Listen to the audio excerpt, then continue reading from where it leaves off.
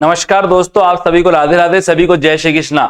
दोस्तों, इससे पहले वाली क्लास के अंदर हम विटामिन के बारे में पढ़ रहे थे और हमने पढ़ा था वसा में विलय विटामिन के बारे में, फिर हमने पढ़ा जल में विलय विटामिन के बारे में। और हम वहां पर मैंने आपको जो जल में विलय विटामिन थे उसमें मैंने आपको विटामिन B1 के बारे में बताया था, विटामिन B2 के बारे में बताया था, थोड़े बहुत कुछ और विटामिन रह गए थे जिनके बारे में आज मैं आपको बताऊंगा। तो स्टार्ट करते हैं अपन विटामिन B3। देखिए आप ध्यानपूर्वक, जो विटामिन B3 होता है ना दोस्तों, इसको पेंटोथेनिक अम्ल भी कहते हैं। क्या कहते हैं? विटामिन B3 को पेंटोथेनिक अम्ल के नाम से भी जाना जाता है। ठीक है, इसे यीस्ट कारक या फिल्ट्रेट फैक्टर या चिक एंटी इरमेटाइटिस कारक भी कहा जा सकता है। देखो कितने सारे नाम है, आपसे पूछा जा सकता है। वैसे तो देखो आपकी थोड़ी बेसिक साइंस ही आएगी, फिर भी मैं आपको ज्यादा से ज्यादा बताने का प्रयास कर रहा हूं। दोस्तों, आप बस ये याद रखना कि विटामिन B2 का दूसरा नाम क्या है? पेंटोथेनिक अम्ल है। ठीक है, ये मैंने आपको बता दिया, बहुत अच्छी बात है, लेकिन ये तो 100% पता ही होना चाहिए कि विटामिन B3 का जो अन्य नाम है वो पेंटोथेनिक अम्ल है। इसे यीस्ट कारक या फिल्ट्रेट फैक्टर या चिक एंटी इरमेटाइटिस कारक भी कहा जाता है।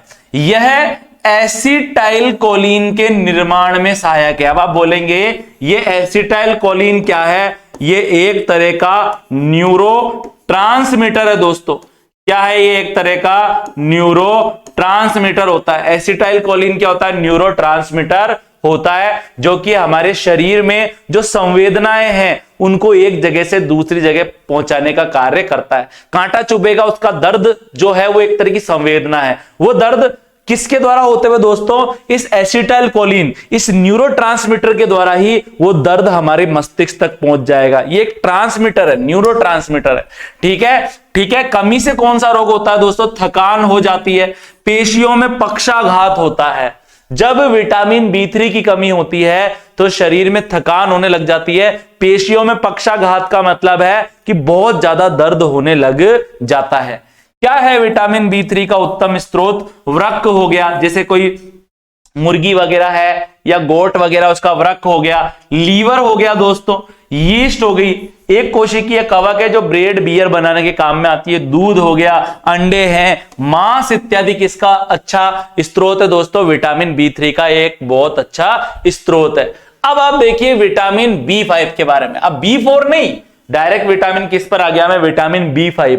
इसे नियासिन या निकोटीनिक अम्ल भी कहते हैं। आपसे पूछा जा सकता है कि निकोटीनिक अम्ल किस विटामिन का वैज्ञानिक नाम है? विटामिन B1, B2, B3 या B5? तो सही उत्तर क्या होगा? B5 का क्या नाम है वैज्ञानिक? निकोटीनिक अम्ल नाम है। इसे नियासिन भी कहते हैं। इसे एंटी पेलेग्रा विटामिन भी कहते हैं। अभी थोड़ी देर पहले अपन ने पढ़ा था पेलेग्रा बीमारी के बारे में। पेलेग्रा में क्या होता है? त्वचा के फटने को ही क्या बोलते हैं? पेलेग्रा कहते हैं। जब शरीर के अंदर विटामिन B5 की कमी हो जाती है तो त्वचा सूखी हो जाती है, पपड़ी उतरने लग जाती है, फटने लग जाती है, खुजली होने लग जाती है त्वचा में, जिसे क्या बोलते हैं दोस्तों? जिसे पेलेग्रा बीमारी कहते हैं। और यह पेलेग्रा से बचाता है ये एंजाइम, इसीलिए एंटी पेलेग्रा कहते हैं।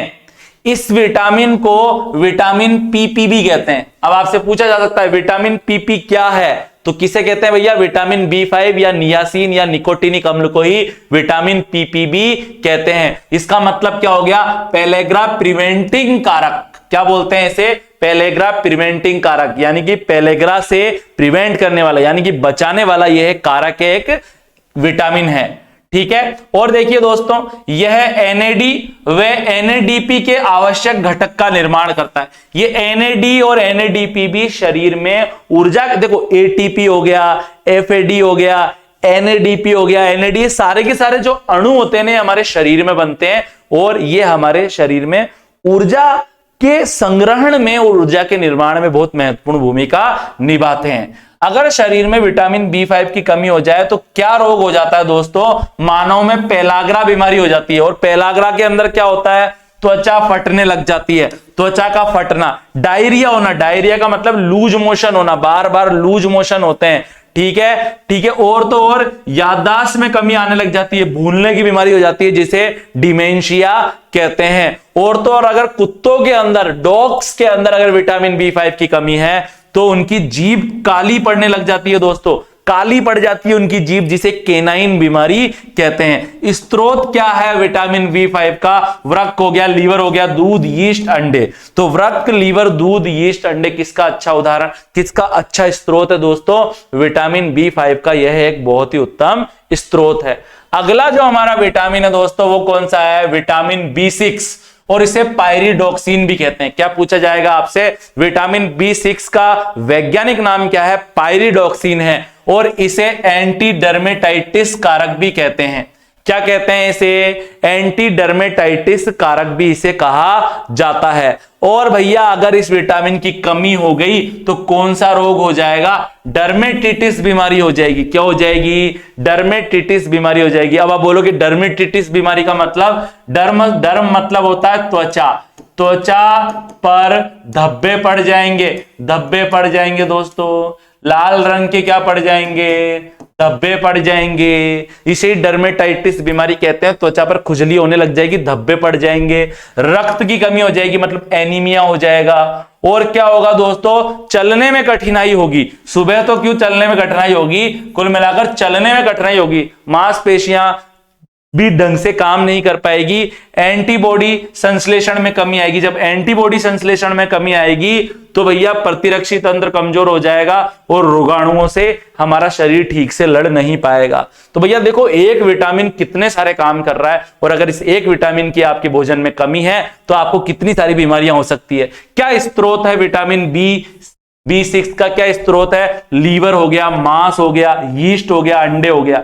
तो यीस्ट तो मिली जाती है, ब्रेड वगैरह के अंदर यीस्ट पाई जाती है। देखिए दोस्तों जो अगला विटामिन है वो क्या है? विटामिन बी7।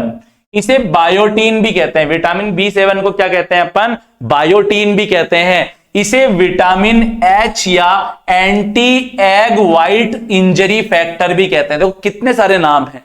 विटामिन बी7 को बायोटीन कहते हैं, या इसे विटामिन एच भी कह सकते हैं। चलो इतना बड़ा हार्ड कोई नहीं पूछेगा आपसे, लेकिन ये तो पूछ सकते हैं ना विटामिन एच किसे कहते हैं? तो भैया बायोटीन को विटामिन एच कहते हैं, या बी7 को विटामिन एच कहते हैं। और क्या नाम है? Anti egg white injury factor भी इसे कहते हैं। और दोस्तों यह विटामिन जो होता है वो हमारे शरीर में वसा के निर्माण में सहायक है। कमी द्वारा कौन सा रोग होगा? अगर इस विटामिन की कमी है हमारे भोजन में तो मांसपेशियों में दर्द होने लग जाएगा। यह सबसे मेन समस्या है। जिन लोगों की मांसपेशियों में दर्द रहता है सब कुछ अच्छा होते हुए भी, इसका मतलब उनके भोजन में विटामिन बी7 की क्या है? कमी है। ठीक है। स्रोत क्या है विटामिन बी7 का? सब्जियां हो गई, हरी सब्जियां खाइए आप, यीस्ट है, गेहूं है, अंडे हैं आदि। ये सभी किसके स्रोत है दोस्तों? सभी के सभी किसके स्रोत है? विटामिन बी7 के स्रोत है। अब आप देखिए दोस्तों अगला जो हमारा विटामिन है वो है विटामिन बी12। इसे साइनोकोबालेमिन भी कहते हैं। अलग अलग जगह आपको अलग अलग मिलेगा। कई जगह आपको साइनोकोबालेमिन भी लिखा हुआ आएगा, साइनोकोबालेमिन भी लिखा हुआ आएगा दोस्तों, और कहीं जगह आपको साइनोकोबालेमिन भी लिखा हुआ मिल सकता है, तो कंफ्यूज मत होना। तो विटामिन बी12 को साइनोकोबालेमिन भी कहते हैं। इसे एनीमिया नाशक कारक कहते हैं। क्यों कहते हैं भैया? क्योंकि ये एनीमिया को ठीक करता है। जिसके शरीर में खून की कमी हो जाती है, आरबीसी की कमी होती है, अपन कहते हैं उसे एनीमिया बीमारी हो गई, और उस समय डॉक्टर उसको विटामिन बी12 की टेबलेट देते हैं, और ये विटामिन बी12 शरीर में रक्त के निर्माण में महत्वपूर्ण भूमिका निभाता है। यह डीएनए निर्माण, साथ ही साथ लाल रुधिर कणिकाओं के निर्माण व वृद्धि में सहायक होता है। अगर इसकी शरीर में कमी हो जाए ना विटामिन बी12 की या साइनोकोबालेमिन की, तो एनीमिया बीमारी हो जाती है। और भैया इसका स्रोत क्या है? अंडे हो गए, दूध है, यीस्ट है, मांस है, लीवर है। ये सब किसके स्रोत है? विटामिन बी12 के ये स्रोत है। अब आप देखिए दोस्तों फोलिक अम्ल के बारे में। किसके बारे में देखेंगे अपन? फोलिक अम्ल के बारे में देखेंगे। फोलिक अम्ल भी एक तरह का विटामिन है दोस्तों, और इसे फोलिसीन या विटामिन एम भी कहते हैं। आपसे पूछा जा सकता है विटामिन एम किसे कहते हैं? तो भैया फोलिक अम्ल को विटामिन एम कहते हैं। फोलिसीन भी इसका एक दूसरा नाम है। तो फॉलिक अम्ल भी कह सकते हैं इसे, फॉलिसिन भी कह सकते हैं, विटामिन एम भी कह सकते हैं दोस्तों। और जो फॉलिक अम्ल है वो भी आरबीसी व डीएनए के निर्माण में बहुत जरूरी होता है। और अगर शरीर में फॉलिक अम्ल की कमी हो जाए दोस्तों, किसकी कमी हो जाए, शरीर में फॉलिक अम्ल की कमी हो जाए तो क्या होगा, एनीमिया की बीमारी हो जाएगी। वो की वही कंडीशन है B12 वाली कि भैया एनीमिया हो जाएगा, रक्त की कमी हो जाएगी। स्रोत क्या है इसका, यीस्ट हो गया, दूध हो गया, अंडे हो गए, सोयाबीन, लीवर इत्यादि। ठीक है, तो दूध पी सकते हैं, सोयाबीन खा सकते हैं, उससे फॉलिक अम्ल आपको मिलेगा। ठीक है दोस्तों, जो हमारा लास्ट विटामिन है वो भी एक बहुत महत्वपूर्ण विटामिन है जिसे विटामिन सी कहते हैं। और इसे वैज्ञानिक नाम क्या है इसका, विटामिन सी का, एस्कॉर्बिक एसिड। विटामिन सी का क्या नाम है वैज्ञानिक, इसे एस्कॉर्बिक एसिड भी कहते हैं दोस्तों। और इसे एंटी स्कर्वी या एंटीवायरल विटामिन भी कहते हैं। क्यों कहते हैं एंटी स्कर्वी, क्योंकि ये स्कर्वी बीमारी से बचाता है। स्कर्वी मतलब क्या होता है, मसूड़ों से खून आना, मसूड़ों में दर्द होना, मुंह में छाले हो जाना, इस बीमारी को स्कर्वी कहते हैं। मसूड़े खराब होने लग जाते हैं स्कर्वी बीमारी में। और स्कर्वी बीमारी से कौन बचाता है, विटामिन सी, इसलिए इसको एंटी स्कर्वी भी कहते हैं। तो इसे एंटी स्कर्वी कहते हैं। एंटीवायरल कहते हैं, जो छोटे मोटे वायरस होते हैं ना जो हमें बीमार करते हैं, उस वायरस से भी कौन बचाता है, हमें विटामिन सी बचाता है। इसे एंटी कैंसर विटामिन भी कहते हैं दोस्तों। इस विटामिन की अगर भरपूर मात्रा ली जा रही है तो कैंसर भी आसानी से नहीं होगा। ठीक है, तो इसे एंटी कैंसर विटामिन भी कहते हैं। एंटी रेबीज विटामिन भी है दोस्तों, रेबीज से भी ये थोड़ा हमें बचाता है, प्रोटेक्ट करता है। ठीक है, यह सामान्य हृदय धड़कन के लिए जरूरी विटामिन है। के लिए क्या है, जरूरी या आवश्यक कर देता हूं, आवश्यक विटामिन है। अगर शरीर में विटामिन सी की कमी होगी तो हृदय ठीक से धड़क नहीं पाएगा, काम नहीं कर पाएगा और शरीर में रक्त का ठीक से वो पंप नहीं कर पाएगा दोस्तों। घावों को भरने में भी ये बहुत जरूरी है। घावों के शीघ्र भरने में भी विटामिन सी का महत्वपूर्ण योगदान होता है। अगर शरीर में विटामिन सी की कमी हो जाए तो स्कर्वी रोग हो जाता है दोस्तों। और विटामिन सी हमें मिलेगा कहां से, इसका स्रोत क्या है, कहां से लाएं ये विटामिन सी, तो भैया जितने भी खट्टे फल है और जो नींबू कुल वाले जो जितने भी पादप है, जैसे आंवला हो गया, एक खट्टा फल है, सबसे ज्यादा विटामिन होता है इसमें।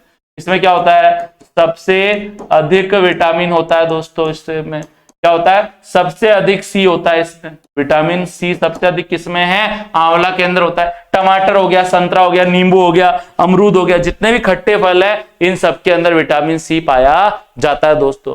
तो आई होप दोस्तों जो आज हमने विटामिन के बारे में पढ़ा वो आपको अच्छे से समझ में आया होगा।